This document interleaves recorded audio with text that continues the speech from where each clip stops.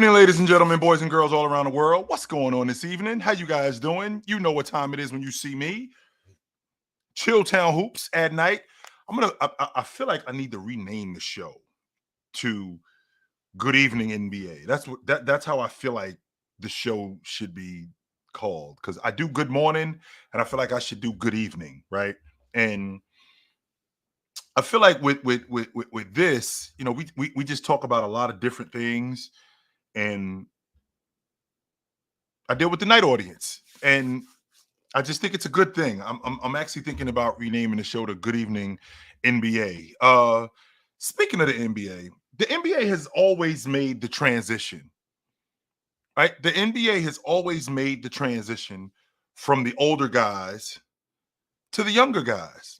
Always. This has never been an issue for the NBA when it's having its older guys who are long in the tooth, and it's time to move on from them, right?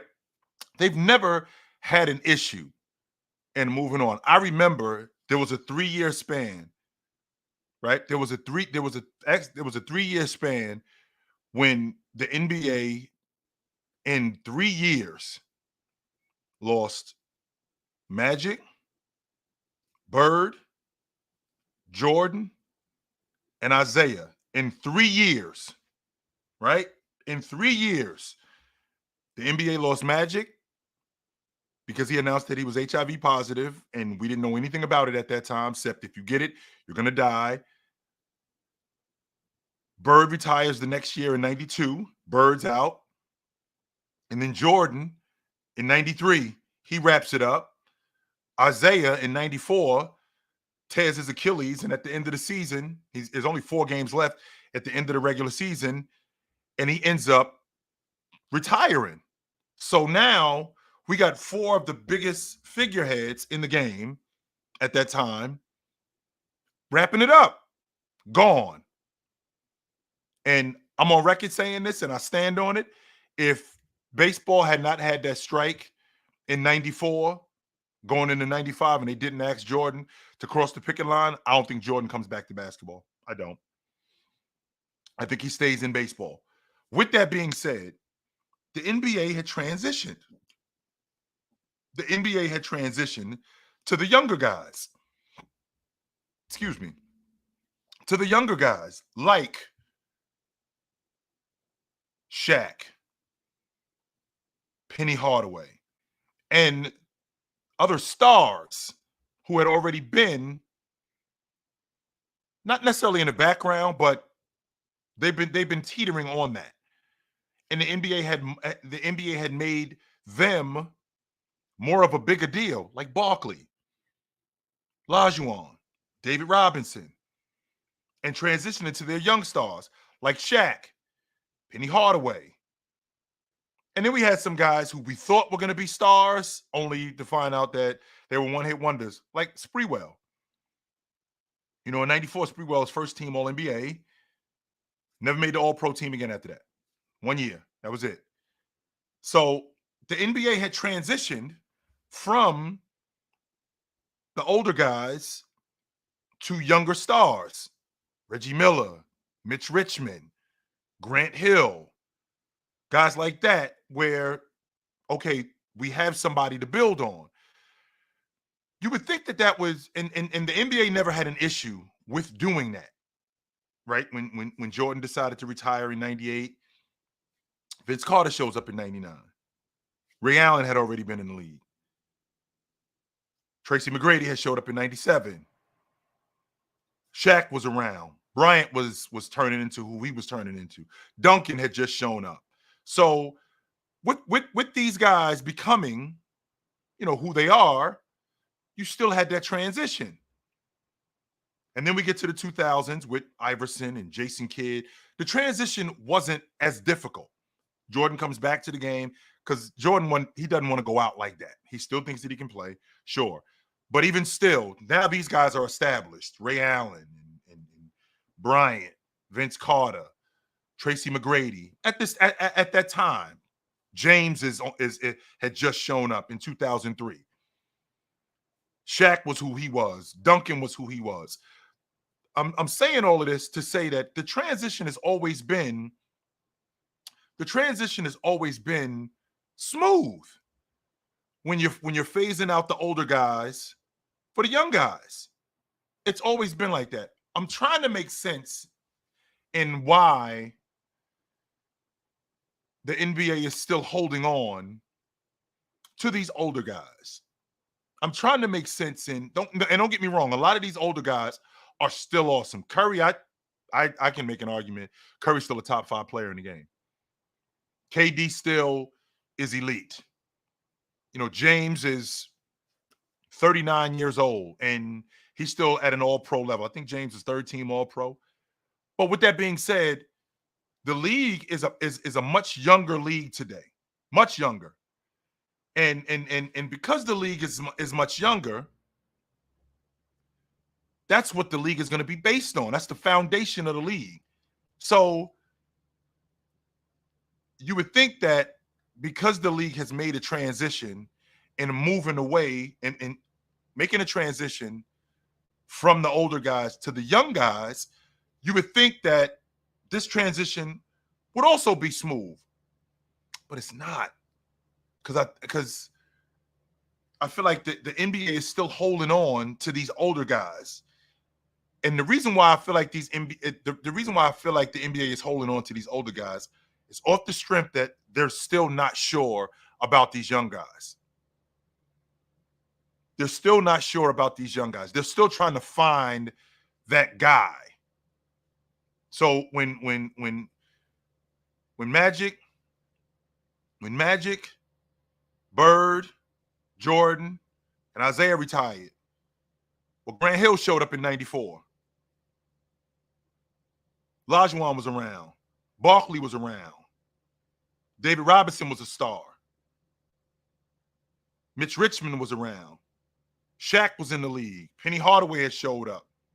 He had shown up.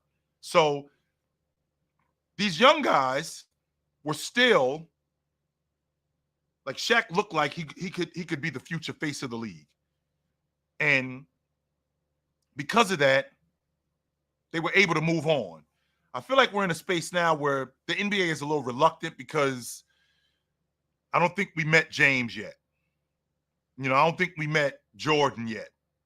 I don't think we met that dude yet. I think we've met some cornerstones, right? I think we've met some cornerstones. I feel like we've met some building blocks, but I don't think we met James yet. I don't think we met him. I don't think we've met Jordan again, right? I don't think we met Magic and Bird. I don't think we met them.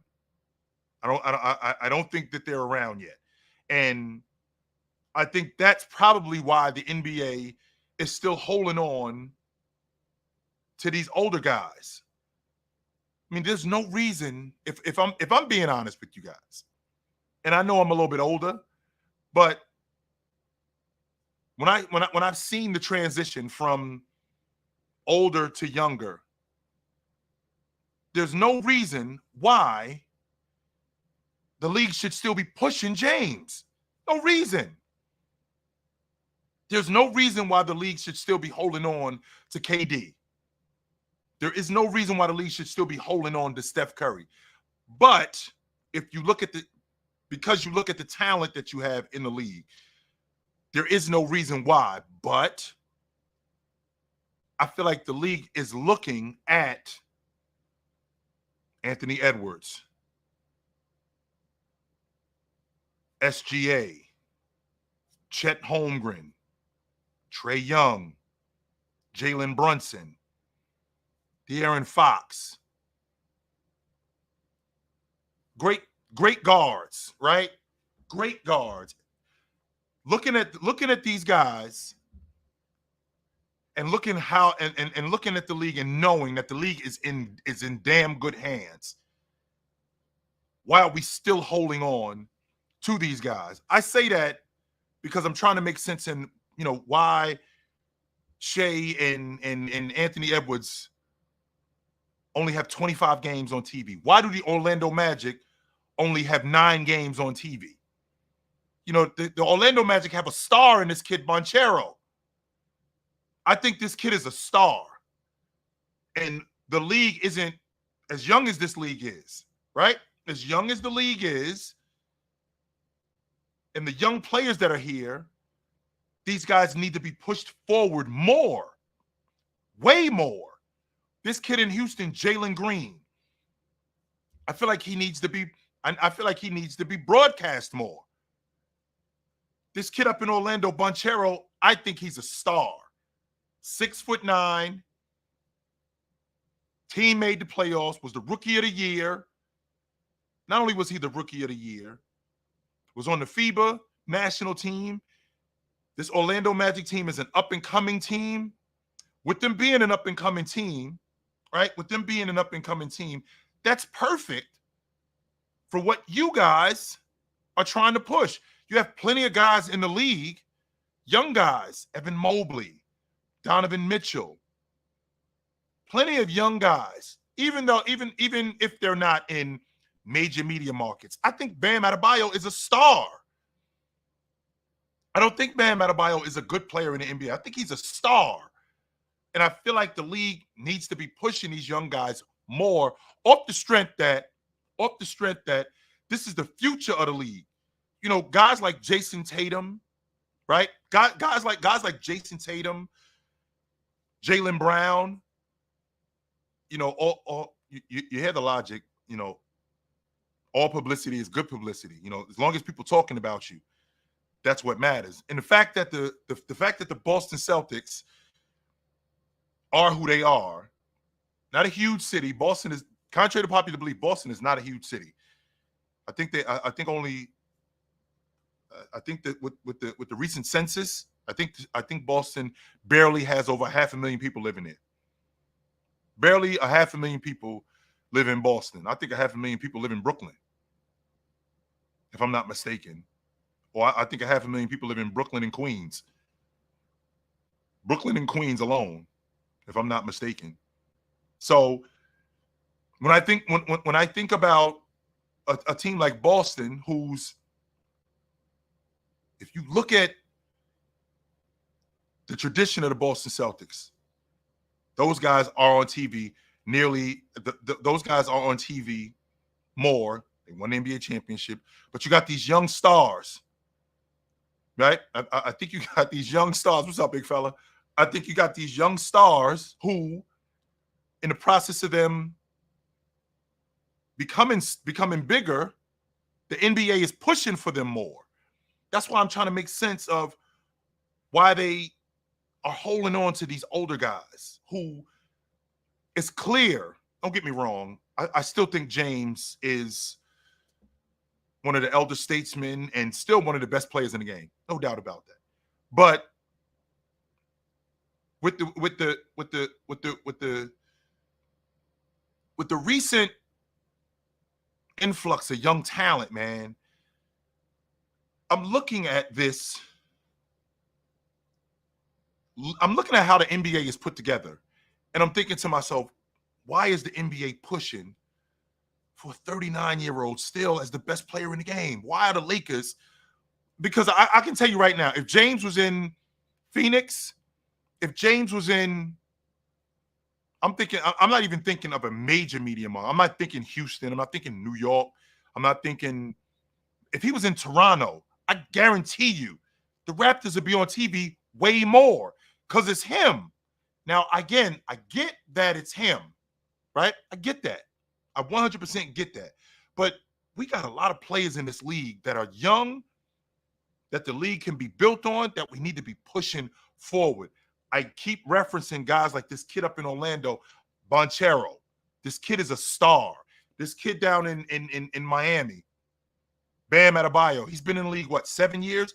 I think this guy is a star. And I feel like the NBA isn't advocating for these guys more. I feel like the NBA isn't advocating for these guys not nearly as much as they should. The NBA got a star in this kid, Sabonis. Right? The NBA has a star in this kid, Sabonis. They got a star in this kid. They got a star in this kid, De'Aaron Fox. They got a star in him. And the fact that Sacramento, I think they got 12 games on TV this year. That's barely one a month. That's barely one a month.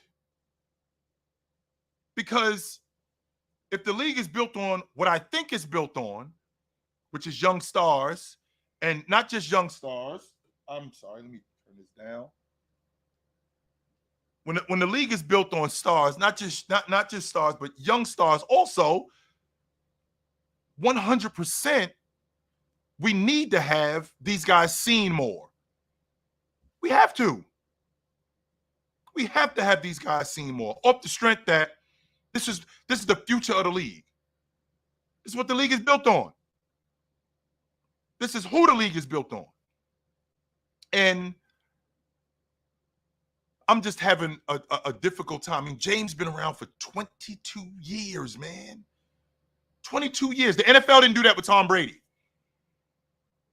The NFL does not do that with Tom Brady. The NFL was pushing Lamar Jackson. The NFL is pushing Patrick Mahomes. Now, I understand that we live in a world where winning matters. I 100% get that because I'm an advocate of that, and I'm on that train. I definitely am on that train. But if you want these guys, right? If you want these guys to win, it's all a domino effect. You start pushing them more. Then the public starts demanding that they win. When the public starts demanding that they win, that now puts a fire under the organization. I got to get a better supporting cast around him. I got to get a better unit around him in order for him to have a chance to win. But that's not going to happen if you consistently keep these guys in the background. If you consistently have these guys sitting behind people who are older, and not just older, but when you should be pushing these younger guys. You 100% should be pushing these younger guys. I look at the NBA and where it is today, right? I look at the NBA and where it is today, and the NBA is much younger than it's ever been. It's built on that. It's built on 19, 20, 21, 22-year-olds. That's what the league is built on. Meanwhile, the face of the league is 39 years old. Like, we're still talking about Kevin Durant. We're still talking about Steph Curry. We're still talking about Steph Curry, who's going into year 16. Right? But next year before the playoffs, he's going to be 37 years old. 37. KD's going to be 36 on opening night. You dudes telling me that we don't have guys in the league that we should be pushing more than we're pushing these guys? And that's not to say that these guys aren't still damn good players. Because again, I'm one of these dudes that I honestly think that the NBA I honestly think that the NBA sees these guys, Steph Curry in particular. I honestly think Steph Curry's still a top 5 player. I do. Today, I do. I still think he's a top 5 player. I think James. I had an issue with James being top 10. I had Donovan Mitchell in the top 10. I had James right outside the top 10. I had him at 11. But if you got him anywhere between, right? If you have him anywhere between like 6 and James could be as good as 6, but I won't go further than 11. I'm not going further than that. You can have him anywhere in that range, which I have no problem with. The issue that I'm having is young guys like Anthony Edwards. Anthony Edwards is the future of the NBA. I think he's going to be a league MVP one day. This kid, SGA, he's probably the favorite. He's probably the favorite to win league MVP this year. Jason Tatum, I think, is a top 5 player in the game. Boston is on TV. Boston is on TV, rightfully so. Not just because they're the NBA champs, but because of who they are. Joel Embiid, right? Joel Embiid in Philly. I understand who they are in the media market that they are in right outside the tri-state area. But I think that I feel like the NBA definitely needs to push these guys more than they do, especially these young guys. Because if they did, I feel like the league would be in a better place. Not that it's in a bad place now. I think the league is in a damn good place. You know, viewership it's not what it used to be, but I think viewership is still good. Viewership isn't terrible. You know, viewership isn't what it was in the 70s. No, it's not what it was in the early 80s. Viewership is still good. And we have a whole bunch of different outlets, which I also think could have hurt the NBA a bit. And the reason why I'm saying that is because when we didn't have these many outlets, viewership was up. And the reason why it was up was because, you know, you didn't have that much access. So more people came to watch specific games. But now you got League Pass, you got ESPN, you got TNT, you got NBA TV, right? You got regional sports. So you have all of these things. So it's kind of saturated the market. But it's good in the sense that you actually get to see your favorite players. And I actually wish that was going on when I was younger. I would have loved to have seen Stockton more than I did.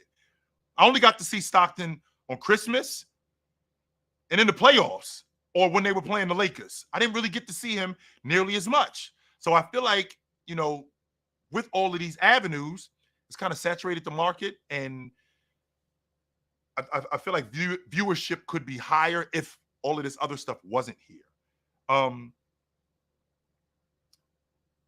think that the league should push these younger guys more than they have, because there's a lot of great young stars in the game.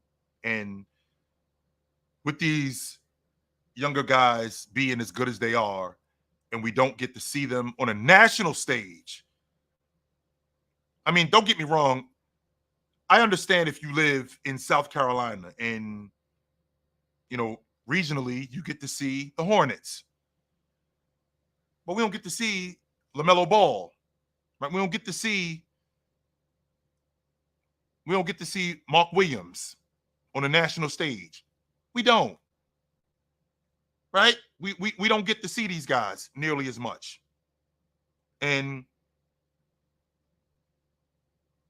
I think that if the league pushed these younger guys more, right? I feel like if the league had pushed these younger guys more, I think that it would help. Speaking of pushing guys, and Marcus, you talking about guys, LaMelo ain't done that. He made the All-Star team in year 2. Then he got hurt. So quiet with that. Knock it off. Knock it off with the goofy logic. And he ain't done nothing. Anthony Edwards hasn't done anything but make a couple of All-Star teams, get smoked in the FIBA games. So don't sit here and talk to me about how LaMelo Ball has done nothing. He made the All-Star team in year 2. So stop it. Knock it off, yo. Stop. As I was saying, I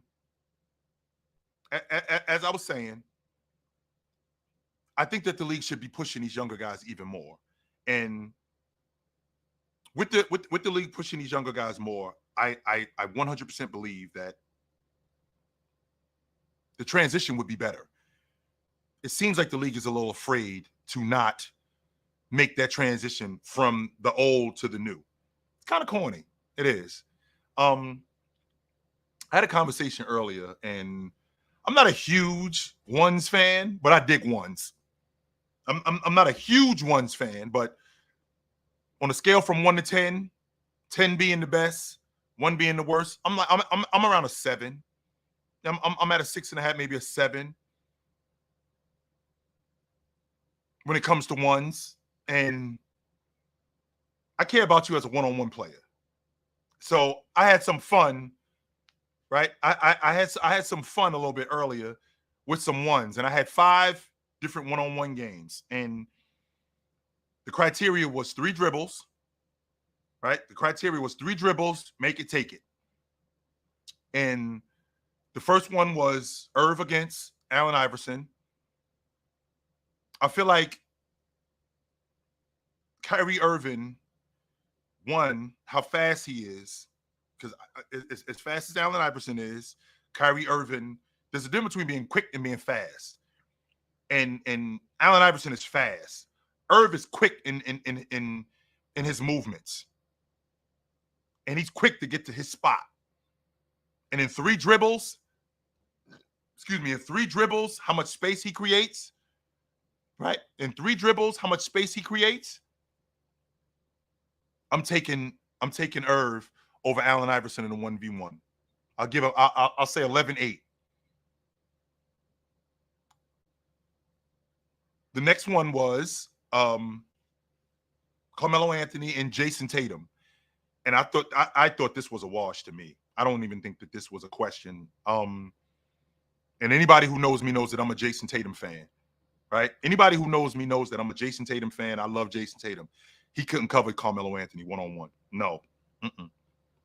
I think Carmelo Anthony would have bust his ass. One-on-one, I think Carmelo Anthony would have bust his ass. We talk about phone booth scoring. There aren't many guys. There aren't many guys who don't need a lot of space to get a shot off. Carmelo Anthony was one of those guys. 6'8", 240 pounds, 3 dribbles. Carmelo Anthony didn't need that much.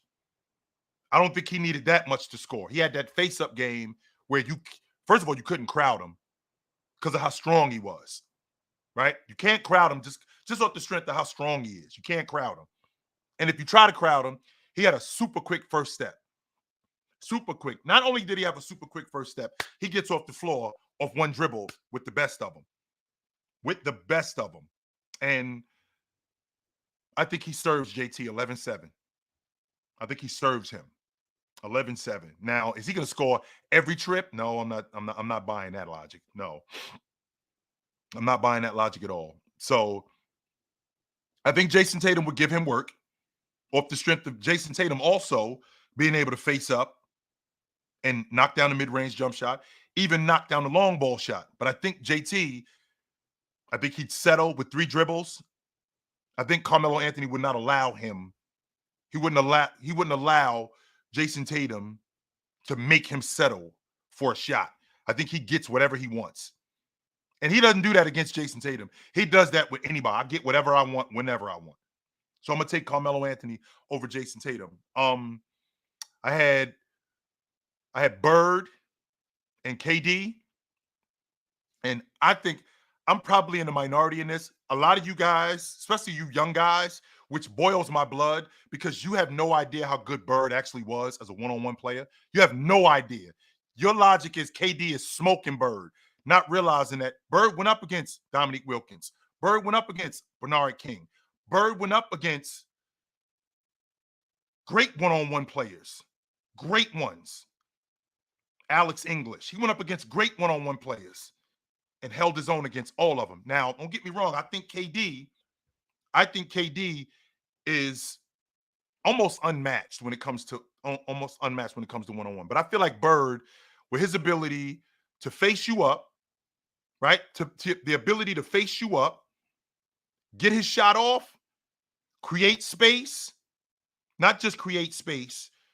The shot that he has where you can't get to it. Like Bird's shot isn't here. It's back here. He's 6'9". So you can't get to it. And it's almost impossible to stop. Now, is Bird scoring every trip? No. Just like KD ain't scoring every trip. No, he's not. In fact,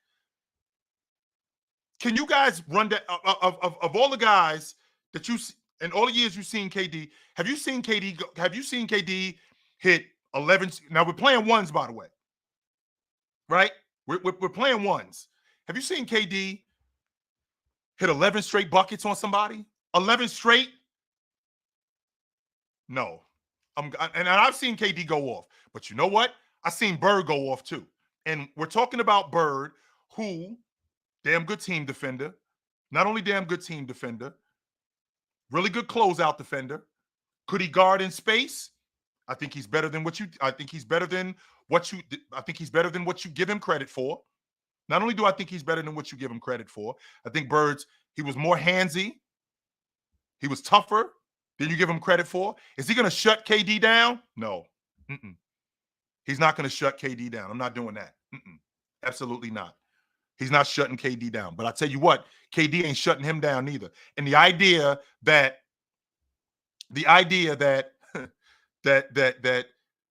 that he's going to score 11 straight points and he's not going to get the ball back, that Bird's not going to get the ball back, that part I'm not buying. No. Bird was a fan, especially Bird when he was in his prime. I don't think you give Bird enough credit for how crafty he was, how athletic he was. You guys talk about Bird being slow. You ain't slow averaging 28 a game. No. You're not non-athletic when you're averaging 28 a game. So I'm not buying that. Another one I had some fun with. I had some fun with Sheed and Giannis. I think Rasheed Wallace will bust Giannis' ass. First and foremost, just like Bird's shot was back here, Sheed had a shot that was up here. Sheed already 6'11", so him and Giannis the same size. Good luck getting and Rasheed Wallace had a money mid-range game. Just like Bird. Right? Just like Bird, Sheed had a money mid-range game. Money. And I won't even talk about Sheed in the mid-post and on the box. Now, again, I only got 3 dribbles. Right? I only got 3 dribbles. And you get to start wherever you want to start. Sheed facing up Giannis, shot fake, getting his shot off. Now, is he hitting 11 straight on Giannis? No. But I'm taking Rasheed Wallace. I'm taking Rasheed Wallace over Giannis in 1v1s. 100% I am. And the last one I had was Jordan and Bryant. And don't get me wrong, I've seen Bryant, who he basically bit Jordan's style. And imitation is the greatest form of flattery, let me tell you. Imitation is the best form of flattery. But when you're talking 3 dribbles, I mean, that was Jay's game. 2 dribble pull up. Jab, 1 dribble, go. Get to the rim. 2 dribble shot fake, step through. That was James's game. I'm sorry, that was Jordan's game. That's who he was every day, all day. And it's one thing when you know my game and you study my game. It's like a boxer. You're like, when the punches is coming. That don't mean you can stop them. It does not mean that you can stop them. So I'm taking Jay. I'm taking Jay 11-8. 3 dribbles. That's it. That's all you get. So again, I'm looking at the league and how young it is, right? In addition to how young the league is, right? In addition to how young the league is, I'm thinking about why the NBA isn't pushing the league more. And I was talking about ones. And the fact that I look at a guy like Carmelo Anthony, who had to be in there. I didn't bring up guys like James Harden and Dominique Wilkins. No, I didn't bring up guys like that. Those were the 5. Those were the 5 ones that I thought about. So I really feel like those 2 matchups will be a great matchup. I'm not listening to any of you dudes that's telling me that KD is smoking Larry Bird. That's going in one ear and out the other. I'm telling you right now. Any of you dudes in here talking to me, telling me that KD is smoking Larry Bird, I am not. I'm telling you right now, I'm hanging the phone up on you because you don't know anything about basketball. I'm not going to say you don't know anything about basketball. I'm going to take that back. You clearly don't know how good Bird was. You clearly don't. So I'm not going to talk to you, and I can't school you on Bird. So any of you guys, right? Any of you guys that's saying to me, yo, KD would have smoked Bird, don't talk to me. Don't come up here because I'm telling you right now, I'm not listening to you because there's no logic that you can give me to tell me that KD would have smoked Bird because that tells me clearly you have no idea how good Bird was as a one-on-one player. You have no idea, none whatsoever. So, but I want to hear from you guys though. I do. I do want to hear from you guys in terms of the league being younger, like ones. What's going on with you guys? What up? What's up? Man, you capping feeling mellow. I ain't gonna lie. But for the Michael Anthony Edwards, I'm sick of you. I'm sick of you, Anthony Edwards. Remember Edwards? You're gonna be the league MVP one day. But I listen to you, and I'm. It's like a bad chick. It's like a fine chick. Now I got to start figuring out what's wrong with her. Like, wait a minute, I shouldn't be looking at her like that. She fine as hell, and I think she's gonna be Miss America one day. But listen to this dude. He making her sound like she's Miss Universe now, and she's not. No, I'm not. Yes, you are. You have no idea about LaMelo. LaMelo was an all-star, yo, in year 2. What are you talking about? That's fine. No, you clearly don't know. You don't. Yes, you I don't do. know. Yes, I do. No, I'm saying, look, he been injury prone in the last 2 seasons. He ain't never made the playoffs. And what, hasn't he only played like 40 games each season, the last 2 seasons? His last 2 seasons, he was hurt. Why would the NBA want to promote an injury prone ass nigga? Right. Why? Now, and here's why. Here's why. The reason why, 1, he made the All-Star team. 2, he's charismatic. 3, to get eyes on what's going on in Charlotte. Don't forget. He make the playoffs. Okay, and that's the point that I'm making. One of the reasons why they didn't make the playoffs was because he got hurt. Now, that year that he made the All-Star team, they were on their way to making the playoffs. Gordon Hayward got hurt. He threw a monkey wrench in the whole thing. If Gordon Hayward doesn't get hurt, they weren't a play-in team. They're a playoff team if he doesn't get hurt. Now, it's up to LaMelo Ball to stay healthy. But I think you underselling him. He's a lot better than what you think he is. He's just. No, I'm not underselling him. He just might be made. I'm not sure if he's made of glass or not. That's the thing that I'm worried about. He might be made. Hey, you say you was out on Zion. You might finna be out on LaMelo too. We been honest. This season right here, Marcus. This season right here. I get another season-ending injury. I'm out. I'm telling you that right now. I get one more. This season right here is the season. I get another season-ending injury from him. I'm out. OUT out. He needs to play more, and he needs to make the playoffs if you want the NBA to push him. Because I've been looking on NBA on their Instagram and like on their YouTube page. They push Ant. You say Ant hasn't done nothing for the age he was at 22 years old. Yes, he did. Only him and Kobe are the only ones 22 years old or under has had consecutive 40-point games. All right. Oh, that's buckets. Come on, man. I can do that. I can do that. First of all, are we having a conversation about LaMelo Ball and Anthony Edwards? Are we doing that? No. Because I want to make sure we don't. Okay, because we're not doing that. No, I'm just saying. You had said before that Ant hasn't done anything either. I'm like, for the age he's at, yes, he has. You're saying that LaMelo Ball. My issue with you is you're saying that LaMelo Ball hasn't done anything. Okay, I made the All-Star team. All-Star and no playoff. Okay, I made the All-Star team in year 2, and then I got hurt. He was 20-8. Yeah. Now I want to ask you a question. How many 20-8 guys are at the league guard spot in year 2? At year 2, did Tyrese Halliburton do that? 20-8. He didn't do 20-8. 20-8? No, not in year 2. He didn't. Nope. I don't think Ja did that. Nope. Who else in the league? The problem with him is that the problem with him is that he's injury prone. Now the question is his game is fine. Can he stay healthy? That's the difference here. That's the difference with him. Anthony Edwards, who, as you know, I think he's going to be the league MVP. I get so much heat for that. I get blowtorched for that. Like, who is he going to beat out? Who's he going to beat out? How do you see him as the league MVP? Like 2 years ago, we was talking about Shai Gilgeous-Alexander being the league MVP. Yeah, like, bro, it's not unbelievable to think this. Like, I don't think people realize what progression is. He was just on this Olympic team with one of the greatest players of all time, like 5 of the greatest players of all time. He has learned something from that. You know, we can assume that he learned something from that. And he's only been improving every single year in like every single aspect of basketball. So it's not hard to say that Ant can win it this year, next year, or 2 years from now. Well, clearly not. The reason why, Mark, is because everybody else is getting better. He's not going to get better, though. That's it. Everybody else, that's why he's not going to be I hate MVP. that shit. I hate it so much. I hate it. They think he's going to stay the same as 22-year-old. He ain't getting better. Wemby's going to get better, though. Right? Wemby's going to get better.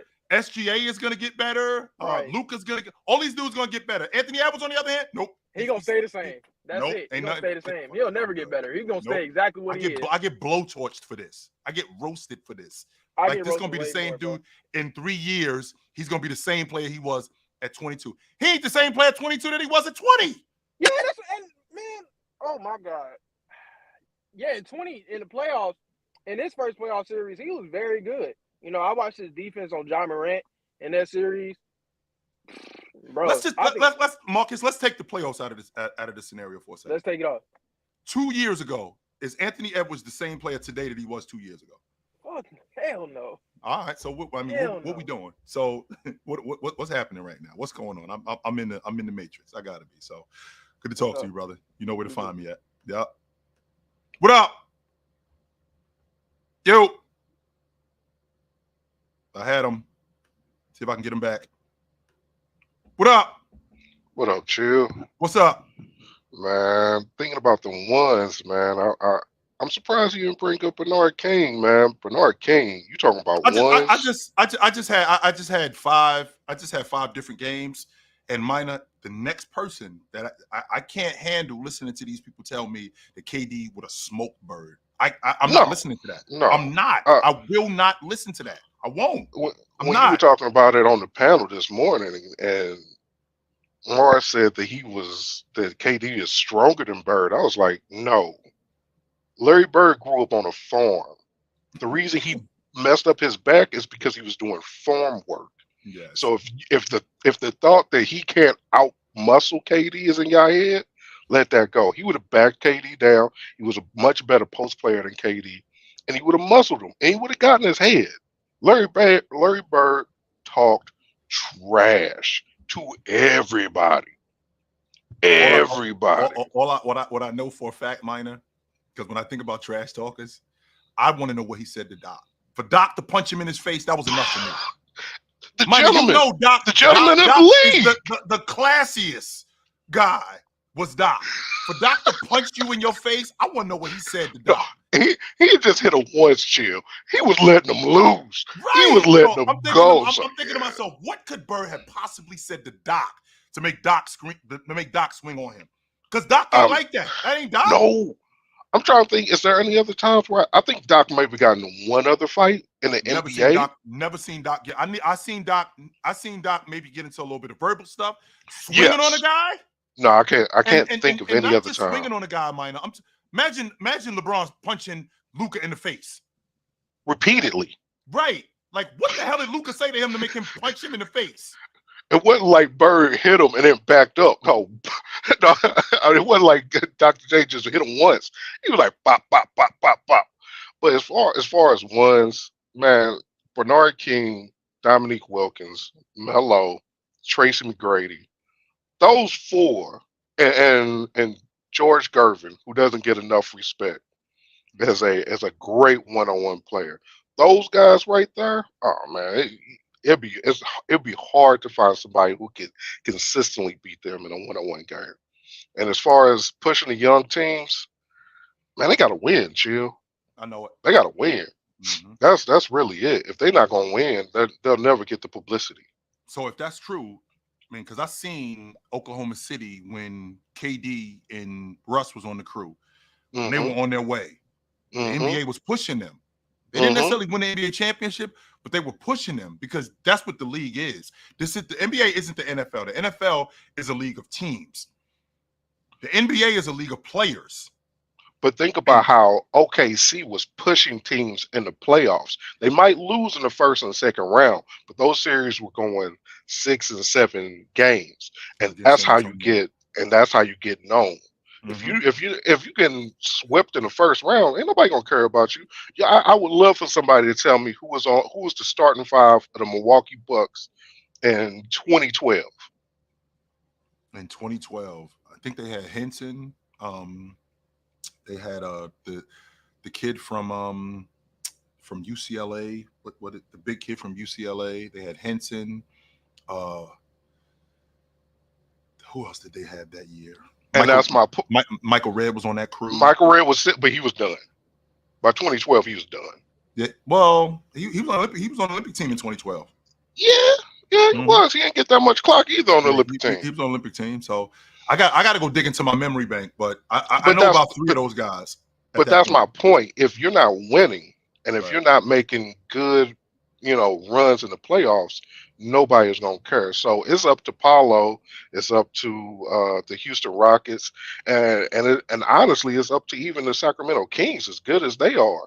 those are all teams that if they make some good runs, they'll start to get pushed more, and as far as the NBA. But until then, I'm gonna go with these surefires. I know if we put KD on TV, y'all gonna watch. If we put LeBron on TV, you gonna watch. If we put Steph on TV, you gonna watch. If you put Wemby is probably the newest guy that's guaranteed that people will tune in and watch. What were But you the, about to say, Chip? but the difference though, Minor, is those guys all. I mean, this Orlando team, they took Cleveland to 7 games. That was a dogfight, right? Meanwhile, I got to Mm-hmm. watch KD get smoked out of the playoffs.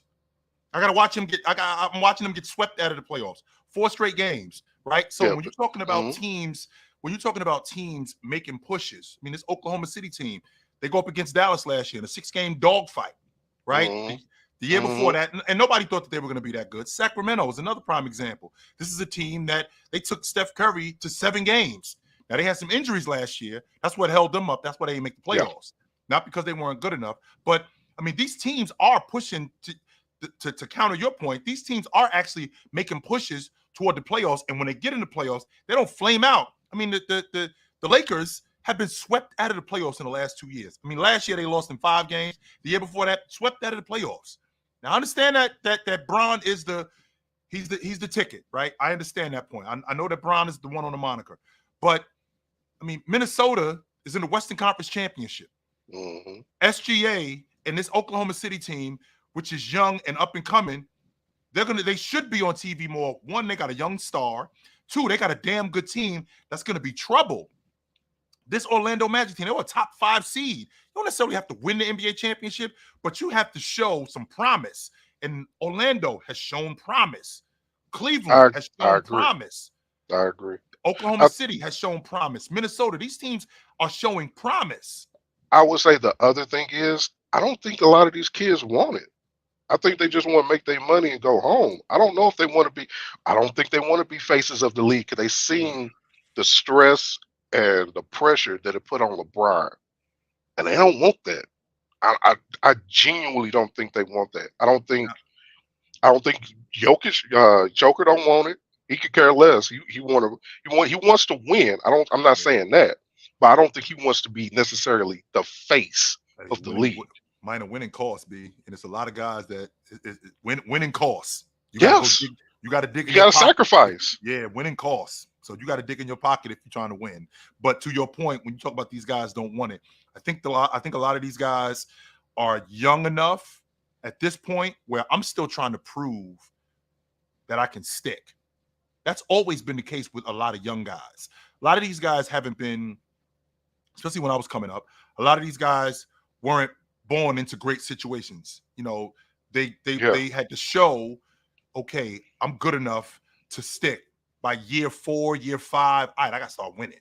It's obvious that I'm good enough to stick around, but I got to start winning now. And I feel like maybe a lot of these younger guys, some of them, not a lot of them, some of them are in that space where they feel like they have to stick, but they're getting to that point because we live in the society that we live in where everything is right in your face, where I got to start winning now.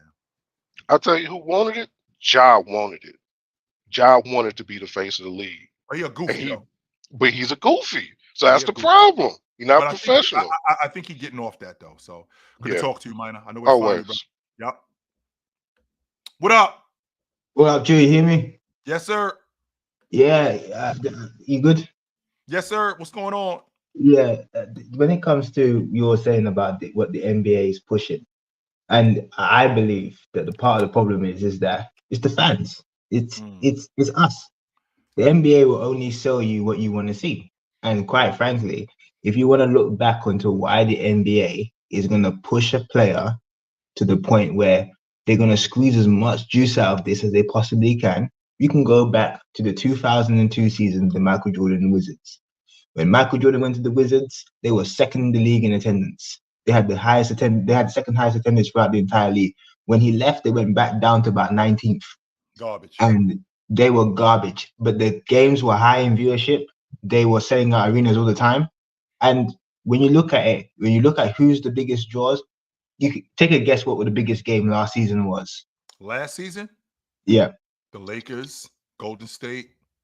Exactly. The highest ratings they had in 5 years between LeBron and Steph Curry for 5 years.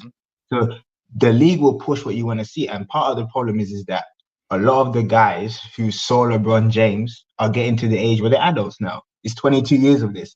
Some of us are in our mid-20s, come out to 30s now, and we're now starting to pay for the nostalgia. So we're seeing LeBron James. We want to see him more because he's not staying around as long. Same with Steph Curry. We're paying for the nostalgia. But some of these new guys, we're not giving them any chance because we want to see our favorite players play. And when because it's the same with the generation before, they're still talking about Kobe. They're still talking about Jordan. They still will pay for Kobe. They'll still pay for Jordan. Look how big the Last Dance documentary was. There's only been a few needle movers in terms of draws, in terms of basketball, and those kind of are Magic, Bird, Michael Jordan, Kobe, and LeBron James and Steph Curry. Who, Amari, in today's game, in your estimation, when you watch, who is box office? Who is must-see TV? Because I feel like, and the reason why I'm asking you this is because when I think about must-see TV, I felt like Carmelo Anthony was box office. Russell Westbrook was box office. Yeah. Right? KD, James, Steph Curry. I felt like those guys were box office. Like when they were on TV, I was in front of the TV. Yeah, and those guys had such dynamic play styles, and I think that comes from the era that they was in before. If you notice, all of those guys kind of don't do the same thing. So I think part of the problem with the new kind of sets of players is that they kind of come from, when you look at basketball, you can kind of see the school of thought, and I think that the newer players come from a school of thought that a lot of the fans, maybe who are in their mid-20s to onwards, kind of don't like that kind of style. Whereas the younger people that are coming up. So in terms of the box office players, I think you've got the next big draw. I think the NBA is Anthony Edwards. I think he's the next big draw. You could see it. There was no real reason for people to get behind the Timberwolves outside of Anthony Edwards this season. And it was a very big groundswell that everybody wanted to see Anthony Edwards do well. Like Nikola Jokic is not a draw, not only just because he's boring, because he also he's not a boring player. He just is boring personality-wise. It's kind of like a Duncan.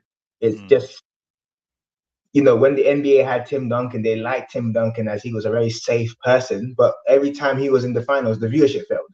So it was like, the NBA is not going to push Tim Duncan because they want people to see them play.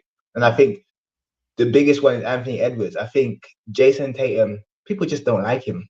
I don't know what the issue is. They don't like him. There's been an open rejection of Tatum since he's maybe from his second season. They don't want this, but Anthony Edwards has this kind of momentum behind him where they want to see him do well. So I think he's the next big box office star. I think currently the NBA doesn't have one. I think they're going through a very, very tough transition period. Yeah. It's more tough than the 2000s, I think. At least you had Shaq, who was a big dynamic star outside of the NBA. Kobe Bryant was a big star in the NBA and outside the NBA.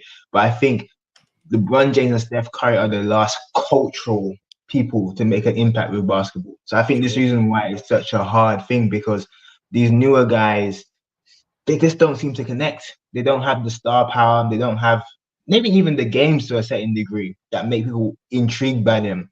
So it's going to be very interesting to see. But I think this is going to be the hardest flux between. Sounds like it's fair. What it sounds like you're telling me, Amari, is Jordan, Shaq, James. We haven't met him yet. That's what it sounds like you're telling me. Maybe Wemby. Sounds like we haven't met him yet. That's what it sounds like.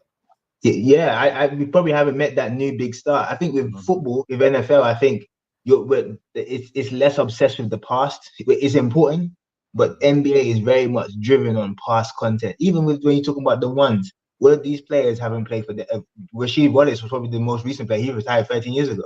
Right. But we're talking about him, and he does bust Giannis's ass, and so is Carmelo.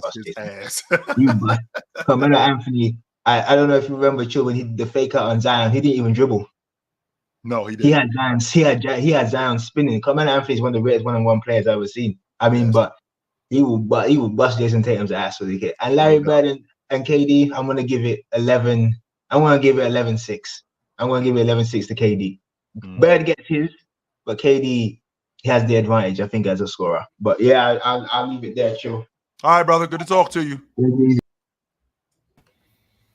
What's up, brother?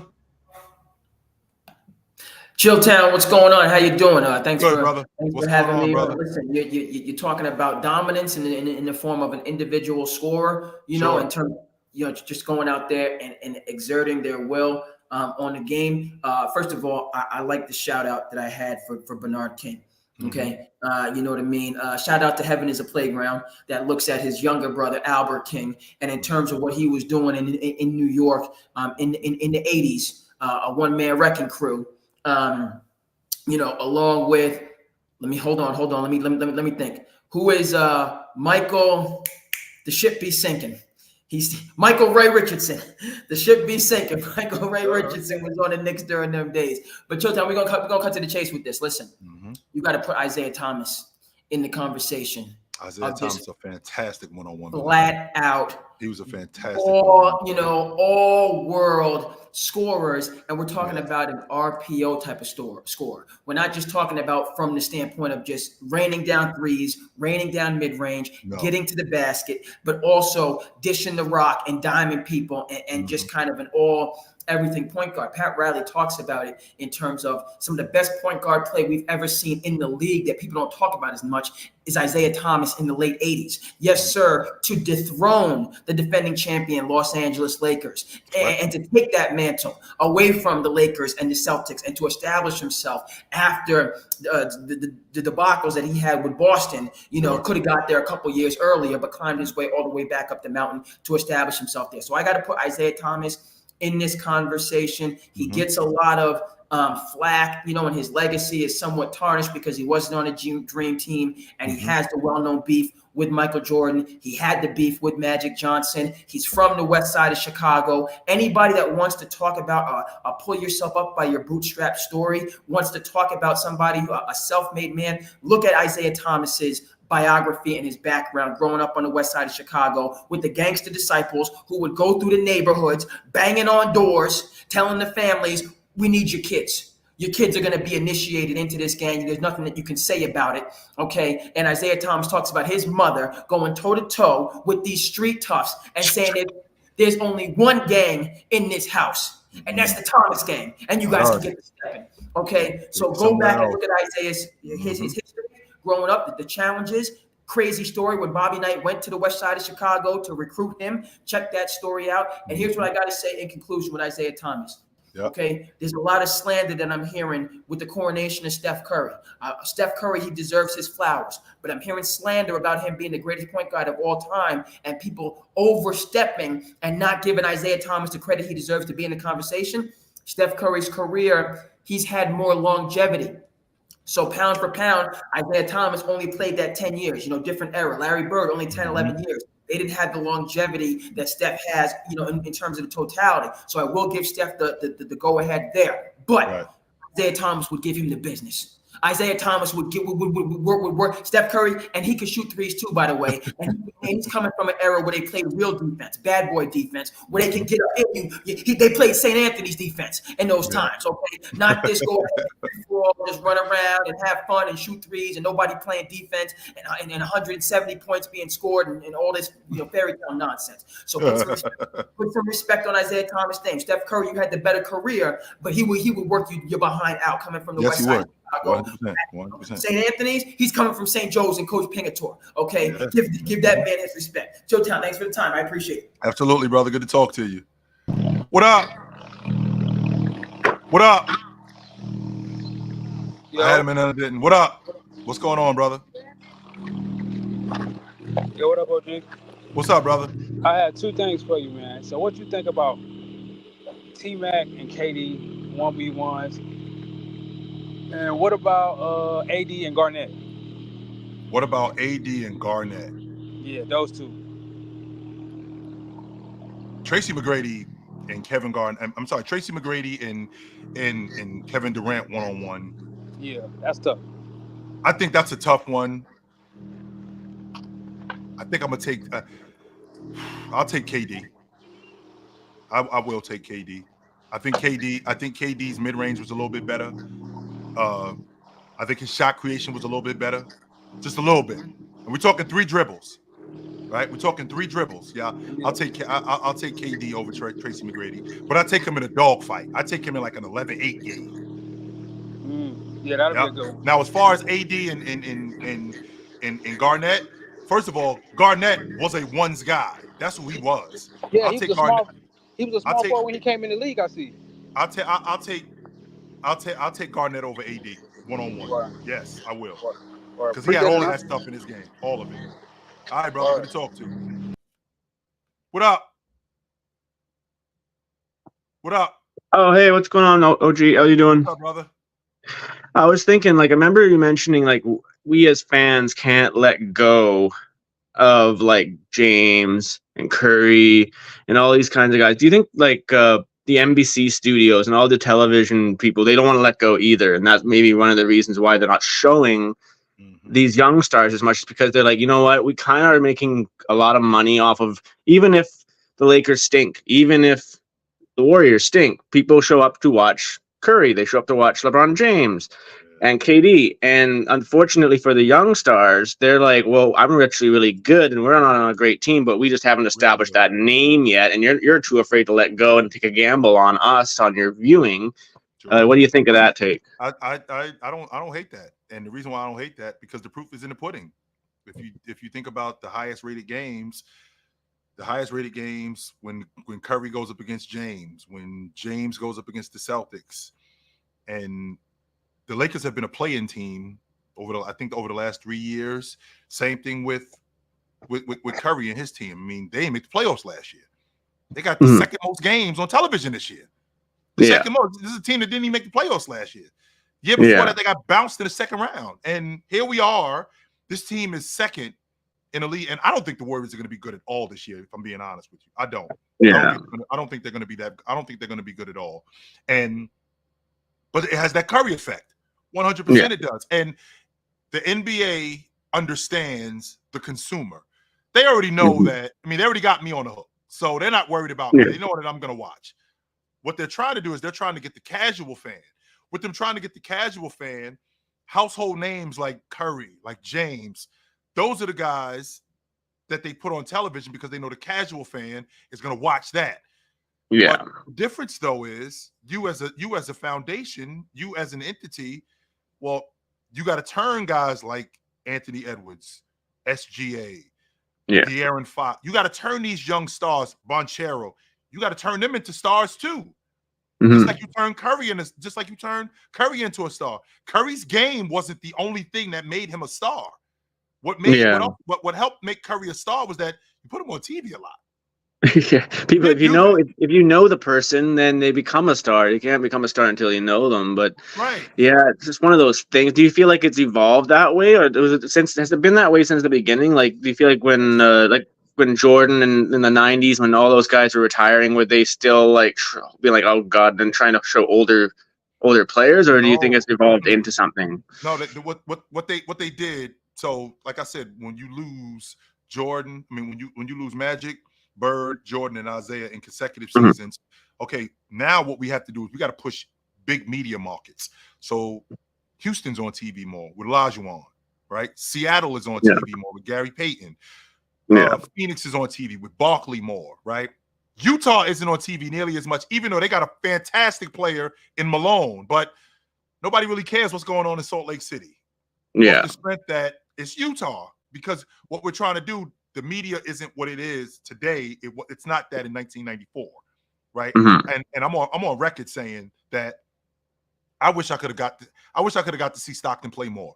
Way more than what I did. I would have loved to have seen him play more. But unfortunately, the media wasn't what it was in 1987, 1988. I only got to see Stockton play in the All-Star game, when they played the Lakers, when they played the Celtics, or in the playoffs. That's it. I didn't really get to see him play that much. But I mean, that's what it is. Yeah. And the other thing with KD and Bird, I don't think it has anything to do. I think Bird would win. It has less to do with their shooting ability and their mental mentality. You've got the biggest like we've mentioned before, the biggest chirper, the guy who can get under anyone's skin, and Larry Bird against one of the most sensitive human beings on the planet, and KD. So that's a lose-lose for KD. I'm sorry, he can shoot as much as you want, but if he just has one comment, dribble done, like it just comes down to like who can stay focused. And I don't think KD would be able to handle that level of assholiness. Think Bird talking out of his game. Man. Yeah, you can shoot all you want, but if you're not there mentally, it doesn't really matter. Yeah, I don't hate it. I don't hate it. Good to talk to you, Lee. All right, brother. Good to talk, buddy. Yep. I don't know if I hate it. So, all right, guys, it's about that time for me. It was good to see you guys tonight. Y'all know where to find me at, man. Y'all know what time it is with me. If I'm not here, I'm on the panel from 11 to 2. If I'm not on the panel, I'm here. And on Tuesday nights, I'm with my man Tony Tone on Fluent and Chill right here and on the Sports Fluent Network. If I'm not there, I'm here. If I'm not here on Saturday afternoons at 12 o'clock, right? On Saturday afternoon at 12 o'clock, I'm with my man Big Ox on Chill with Chill. That's where you can find us at. That's where you can find me at. So I'm not hard to find. I will see you guys soon, but until then, put on a suit, drink water, don't drink and drive. Hey, man, call your mother. Last time you talk to your mother, call your mother. I will talk to you guys soon, but until then, take it light, take it. Absolutely, man. It was good to see you guys tonight.